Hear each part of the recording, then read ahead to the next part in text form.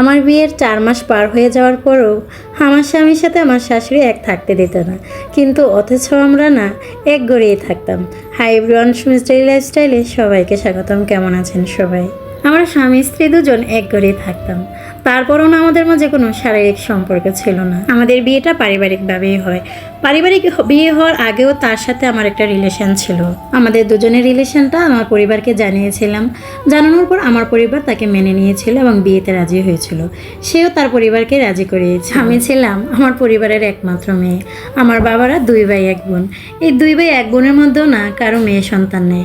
আমি ছিলাম একমাত্র মেয়ে সন্তান। একমাত্র মেয়ে হওয়ার কারণে সবাই আমাকে অনেক স্নেহ করতো, অনেক আদর করতো। আমার তো মাঝে মাঝে মনে হতো আমার বাবার থেকেও আমার কাকারা, আমার চাচারা আমাকে অনেক বেশি ভালোবাসে, অনেক আদর করে। এক কথায় বলতে গেলে আমার বাবা চাচারা আমাকে হাতের তালুতে করে মানুষ করেছে। কোনো কিছুর অভাব আমাকে কখনো বুঝতে দেয়নি।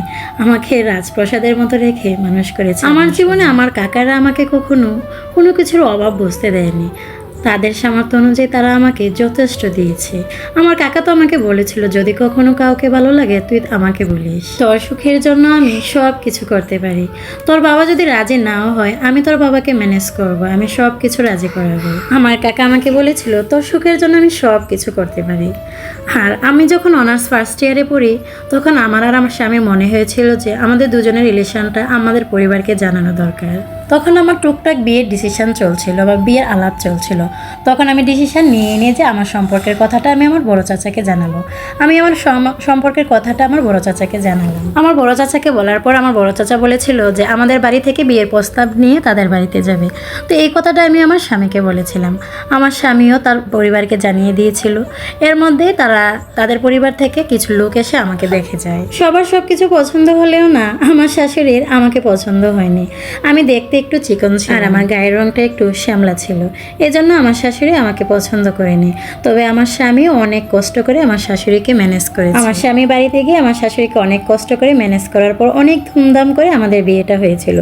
যেহেতু বাড়ির এবং পরিবারের একমাত্র মেয়ে আমি, কোনো কিছুতেই না আমার বাবা চাচারা কমতি রাখে। এবং কি আমার শ্বশুরবাড়ির অনেক বড় ডিমান্ড ছিল, ওই ডিমান্ডগুলোও না আমার বাবা চাচারা পূরণ করে দিয়েছে এবং আমার স্বামীকে একটা মোটরসাইকেলও দিয়েছে। তখনকার সময় ওই মোটরসাইকেলটার দাম ছিল প্রায় 4 লক্ষ টাকা। তো সব কিছু ভালোভাবে হয়ে যাওয়ার পর যেদিন আমার বিয়ে হলো আমি শ্বশুর বাড়িতে গেলাম। শ্বশুর বাড়িতে গিয়ে আমি আমার ভাসুর ঘরে একা থাকতে হলো। আমি ভাসুর ঘরে যাওয়ার পর আমার স্বামীর জন্য অনেকক্ষণ অপেক্ষা করছিলাম, কিন্তু আমার স্বামী না আসলো না। আর এদিকে 2টা বেজে গিয়েছে। আমার না অনেক টেনশন হচ্ছিল, না জানি আমার স্বামীর কি হয়েছে। আমার স্বামীকে আমি কল দিচ্ছি কিন্তু তার মোবাইলে রিং হচ্ছে, সে আমার কলটাও ধরতেছে না। এভাবে কাটতে কাটতে প্রায় রাত 2:30 বেজে গেল। এদিকে সবাই ঘুমিয়ে গেল, আমি না এদিকে কিছুই বুঝতে পারতেছিলাম না। আমি শুধু ছটফট করতেছিলাম। এভাবে কাটতে কাটতে আমি আমার শাশুড়িকে একটা সময় গিয়ে ডাক দিলাম। আমি আমার শাশুড়িকে ডেকে জিজ্ঞাসা করলাম, মা সে আসতেছে না কেন? অন্ততপক্ষে সে তো বাসায় আসবে। তখন আমার শাশুড়ি মা বলে সে বন্ধুর বাড়িতে গেছে, আজকে বাসায় আসবে না, সে বন্ধুর বাড়িতেই। কথাটা শুনে আমার পায়ের নিচের মাটিগুলা না সরে গেল।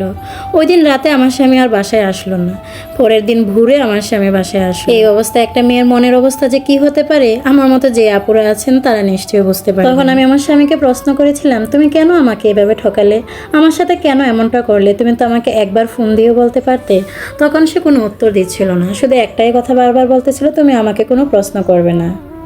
তারপরও আমি না নাছোড়বান্দা, আমি তো ছেড়ে দেব না। আমি বারবার তাকে একটা প্রশ্ন করে যাচ্ছিলাম। আমি যখন আমার স্বামীকে বারবার প্রশ্ন করতেছিলাম ওই পর্যায়ে আমার স্বামী আমার গায়ে হাত তুললে। কি ভাগ্য না আমার! দেখুন, শ্বশুর বাড়িতে প্রথম দিন গিয়ে বাসের ঘরে আমার শাশুড়ি আমার স্বামীকে আমার সাথে থাকতে দিল না, আজ সে আমার গায়ে হাত তুলে।